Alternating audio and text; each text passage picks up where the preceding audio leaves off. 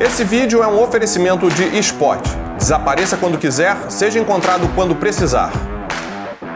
Náutica, desde 1975, fazendo da prática de atividades outdoor um estilo de vida. Deuter, especialista em mochilas desde 1898. Clorin, água potável de bolso, de qualquer fonte, em qualquer lugar. Olá! No Gear Tips Lab de hoje nós vamos falar sobre eficiência de fogareiros verticais, mais especificamente sobre o fogareiro Spark da Aztec.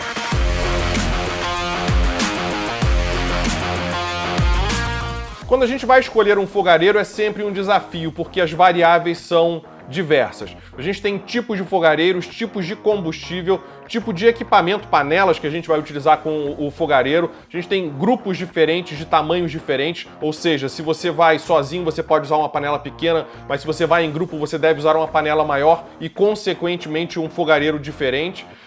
A gente tem os tipos de alimentos diferentes a serem preparados, ou seja, são diversas variáveis. Porém, o próprio equipamento, o próprio fogareiro também é diferente, ou seja, eles são diferentes entre si. A ideia nossa aqui é testar os fogareiros verticais, como o Spark da Aztec, e ter uma comparação entre eles.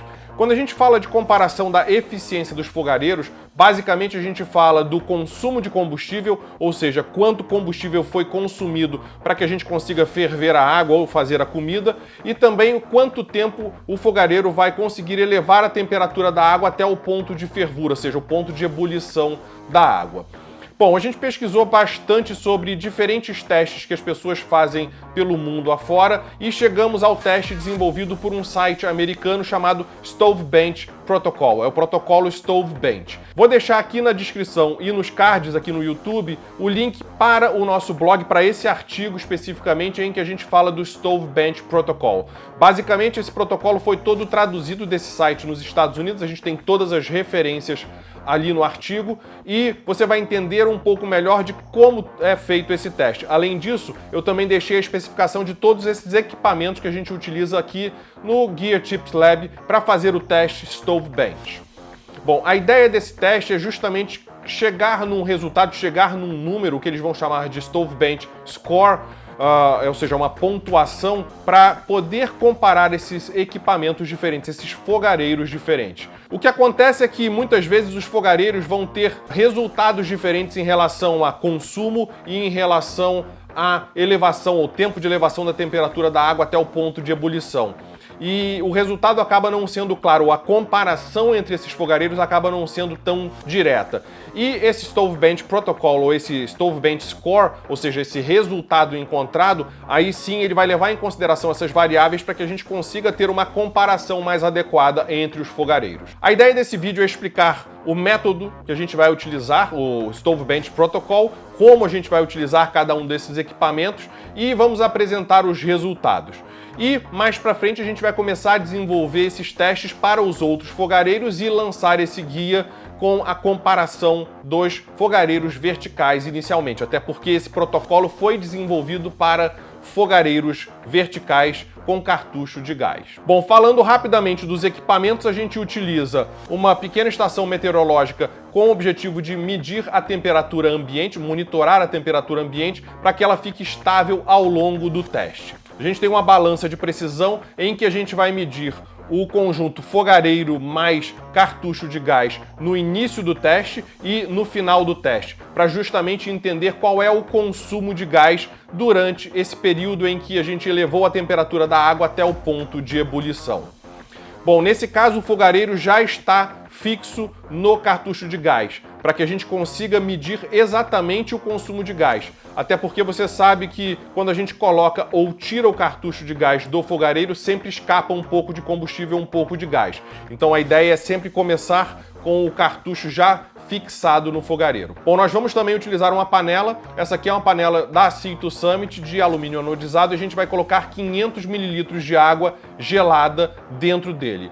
Aqui na garrafa eu tenho uma mistura de água e gelo, 50% de água, 50% de gelo. E a gente vai sempre agitar muito bem antes de colocar a água para que a gente consiga ter aí uma temperatura o mais baixa possível e homogênea na água. Bom, a gente vai medir exatamente 500 gramas ou próximo de 500 gramas de água para que a gente consiga fazer o teste.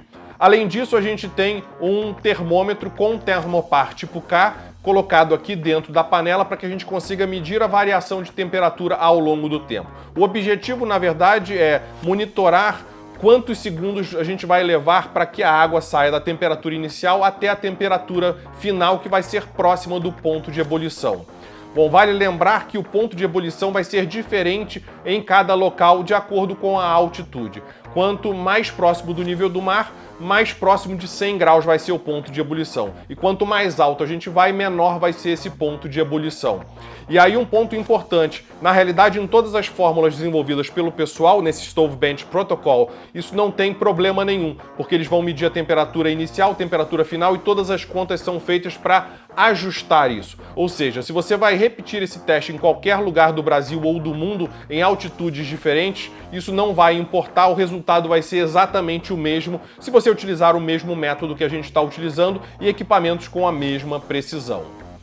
Bom, além disso, a gente tem um cartucho de controle aqui para que a gente meça a temperatura do cartucho e do nosso cartucho sendo utilizado. Só para garantir que a temperatura do ar está homogênea, a gente tem justamente os cartuchos com a mesma temperatura. E também vai servir para a gente medir a temperatura final após o experimento. Até porque o que acontece é que a temperatura do cartucho sempre vai diminuir. Isso é um fenômeno chamado resfriamento evaporativo, que eu já falei num outro vídeo aqui no canal. Bom, por fim, a gente tem esse termômetro infravermelho, que é o que justamente vai nos proporcionar essa medição, ou seja, a gente vai medir a temperatura inicial e final dos cartuchos de gás. O último equipamento que a gente utilizou foi uma câmera térmica. A ideia é justamente a gente conseguir entender visualmente como é que o fogareiro se comporta. A gente está falando de um fogareiro pequeno com uma panela pequena. E quanto de chama ou quanto de calor a gente perde para as laterais. Isso visualmente a gente consegue ver através da câmera térmica. E a gente vai mostrar todos esses resultados no nosso blog também. Bom, agora vamos aos resultados do nosso teste feito com o fogareiro Spark. Deixa eu falar para vocês exatamente o que a gente teve de resultado. Bom, a gente teve uma temperatura inicial da água de 3,7 graus e a gente pesou exatamente 500 gramas de água, ou seja, 500 mililitros, para colocar dentro da panela. A temperatura inicial do cartucho de gás foi de 22,2 graus. E a temperatura final, ou seja, após o experimento, foi de 18,6 graus. Ou seja, vejam que tem realmente esse decaimento de temperatura do cartucho propriamente dito. Bom, o peso inicial do cartucho mais o fogareiro foi de 470,7 gramas e o peso final 458,9 gramas. Como eu disse para vocês, a temperatura inicial da água 3,7 graus e a temperatura final da água no experimento foi de 99,3 graus. Bom, a gente levou 3 minutos e 35 segundos para elevar a temperatura de 3,7 até 99,3 graus e consumimos 11,8 gramas de combustível. Isso nos dá um resultado em termos de Stove Bench Score, ou seja, esse resultado final que é o que a gente vai comparar com todos os outros fogareiros, de 1,13. Esse é o Stove Bench Score, 1,13. Ou seja, daqui para frente é o que a gente vai usar de comparação com os outros fogareiros verticais disponíveis no Brasil. Bom, vale ressaltar que esse teste é repetido 3 vezes com cada fogareiro. Na sequência, o que eu faço é esperar todo o sistema resfriar, coloco a água fria de novo dentro dele e repito o teste. O que a gente vai ter de diferença principalmente é o peso inicial e o peso final do cartucho ou do conjunto cartucho e fogareiro ao longo do tempo, porque a gente está consumindo o combustível.